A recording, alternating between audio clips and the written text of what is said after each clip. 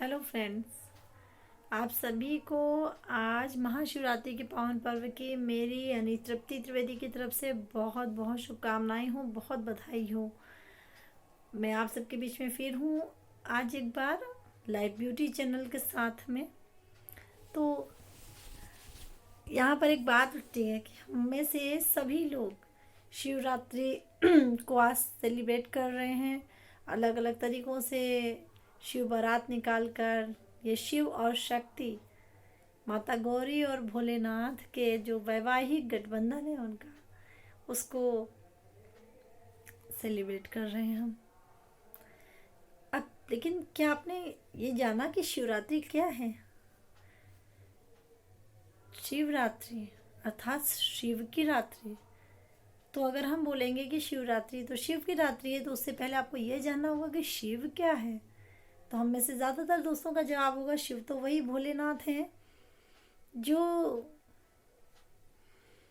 जिनके माथे पर चंद्रमा है, जो गले में सर्प को धारण करते हैं, जिन्हें भगवान भोलेनाथ भोले भंडारी के नाम से जानते हैं, जो हमेशा नंदी के साथ रहते हैं, जो बहुत जल्दी खुश हो जाते हैं और बहुत जल्दी हमको हमारी पूजा का फल देते हैं, वो शिव है। लेकिन आप मुझे एक बात बताओ, ये तो शिव के का वो व्यक्तित्व चित्रण है जो आप सभी ने किया, ये तो उनका बाहरी रूप है। शिव क्या है?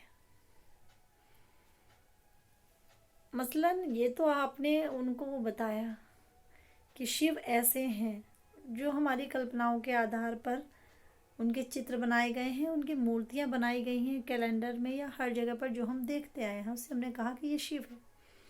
सवाल ये कि शिव क्या है? शिव तो निराकार है। शिव तो वो चैतन्य शक्ति है जो इस पूरे संसार को चलायमान रखती है, गतिमान रखती है, जो चैतन्य है, जो निराकार है, जो सर्वशक्तिमान है। और सबसे बड़ी बात ये कि जो दुर्गुणों से पूरी तरह से दूर है। और जानते हैं सबसे बड़े दुर्गुण जो हमारे वेद शास्त्रों ने भी बताए हैं वो क्या है? काम, क्रोध, लोभ, मोह और अहंकार। ये 5 चीज़ें ऐसी हैं जो आगे चलकर और भी छोटी छोटी ईर्ष्या, द्वेष, बैर, कुंठा, न जाने कितने अवगुणों को एक के बाद एक रचती जाती हैं। तो इन सारे गुणों से जो परे है, जो सिर्फ एकदम जिसको कहते हैं प्योर सोल है, सुपर सोल है, वो शिव है। शिव को नीलकंठ महादेव भी कहते हैं। क्यों कहते हैं? क्योंकि उसमें दिखाते हैं कि उन्होंने जो है वो विष पिया, विषपान किया, गला नीला पड़ गया, इसलिए नीलकंठ महादेव हैं। कभी सोचकर देखिए कि इस मानव जीवन में वो कौन से जहर हैं हमारी लाइफ में, विष के समान कौन से जहर हैं, कौन सी चीज़ें हैं जिन्हें हमें पीना है। क्योंकि शिव को मानना नहीं है हमें शिव के आचरण पे चलना है, उन भगवान भोलेनाथ के आचरण पर चलना है। क्योंकि हम ही तो उन्हें कहते आए हैं ना दोस्तों कि वो जगत पिता है, तो हमारे पिता हैं। तो सोचिए, जैसे पिता होगा हम सबको भी तो वैसे ही रहना। अगर हम उनके बच्चे हैं तो हमें भी तो वैसे ही होना चाहिए ना। तो जैसे वो शांत रहते हैं, किसी भी परिस्थिति में से मुस्कुराते रहते हैं, धैर्य के साथ में साक्षी बनकर चीज़ों को देखते हैं, और यही चीज़ें, यही बातें हमें अपने व्यवहार में ढालनी होंगी। शिव पर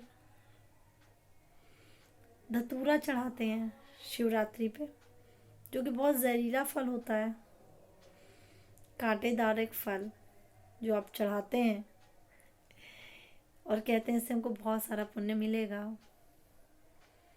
तो जानते हैं उसका एक अर्थ है, उस अर्थ पे जाइए। उसका अर्थ ये है कि हमारे जो भी कांटेदार चीज़ें हैं, यानी जो खराब चीज़ें, जो परेशान करने वाली चीज़ें हैं, जो पीड़ादायक चीज़ें हैं वो हम भोलेनाथ पे समर्पित करते हैं, शिवलिंग पे वो धतूरा चढ़ाते हैं, क्योंकि हमारे पास उतनी शक्ति नहीं है, लेकिन वो तो सर्वशक्तिमान भोलेनाथ शिव है ना। तो हम उनसे प्रार्थना करते हैं और उनको वो धतूरा का फल जो होता है वो प्रतीक स्वरूप चढ़ाते हैं। आपने धतूरा भी चढ़ाया, बेलपत्री भी चढ़ाई, अनुष्ठान भी किए, यज्ञ भी किए, प्रसाद भी किए और बहुत जश्न में किया, बहुत तरीक़ों से, लेकिन क्या जो उसका वास्तविक अर्थ था हम उस तक पहुंच पाए हैं? ये एक सोचने की बात है। तो जिस दिन हम उनके गुणों को, उस परम पिता परमात्मा शिव के जो गुण हैं, जो स्वभाव हैं, जो कलाएं हैं, जो बातें उनके अंदर हैं, जब हम वो जीवन में धारण करने लगेंगे तब हम सही मायने में शिव को जान पाएंगे, उस राह पर चल पाएंगे। और जिस दिन हम सच्चे मन से इन बुरी आदतों को एक एक करके शिव पर चढ़ाते जाएंगे, शिवलिंग पर चढ़ाते जाएंगे, उन भोलेनाथ पर चढ़ाते जाएंगे। गुस्सा आ रहा है, उनको अर्पण है भोलेनाथ को। किसी बात पर अहंकार का भाव थोड़ा सा भी मन में आए कि मैं ये हूँ, मैं वो हूँ, तो अहंकार उनको अर्पण है भोलेनाथ को। ठीक है ना। जो जो उनकी अच्छाइयाँ हैं, जो ईश्वर चाहता है, जो ईश्वर है, दया, करुणा, ईश्वर हमेशा देता है और हम ये चाहिए वो चाहिए, एक लंबी सी लिस्ट रहती है हमारे पास, हम हमेशा मांगते हैं। दाता के बच्चे होंगे हम तो देने वाले बनेंगे, मांगने वाले साइड पे नहीं जाना, देना। लेकिन कुछ देने के लिए वो हमारे पास होना ज़रूरी है। तो अभी आजकल की लाइफ में हमारे पास क्या है? थोड़ा गुस्सा है, थोड़ी चिड़चिड़ाहट है, पेशेंस कम है, धैर्य कम है।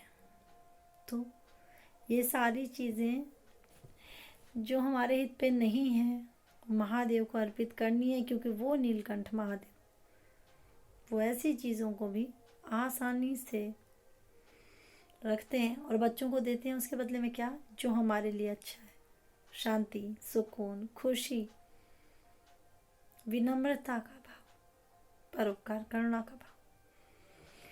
तो जिस दिन इन सारी चीज़ों पे हम एक एक करके कोशिश करेंगे, उसको अपने जीवन में ढालेंगे, और उसके बाद में इन सारे अनुष्ठानों के साथ, इन विधि विधानों के साथ, हर तरीके से शिवरात्रि को मनाएंगे, इस उत्सव को सेलिब्रेट करेंगे, तो सही मायने में वो होगी सच्ची शिवरात्रि, जिस पर भोलेनाथ को और माँ गौरी को खुद फक्र होगा कि आज ये हमारे सच्चे बच्चे, जो बिल्कुल हमारे हिसाब से, यानी वो चीज़ें जो ईश्वर को अच्छी लगती हैं, जब हम वो बनेंगे और उसके बाद कोई अनुष्ठान, कोई पूजा, कोई व्रत करेंगे, तो वो ज़रूर गौरी शंकर जी को दिल से बहुत खुशी देगा।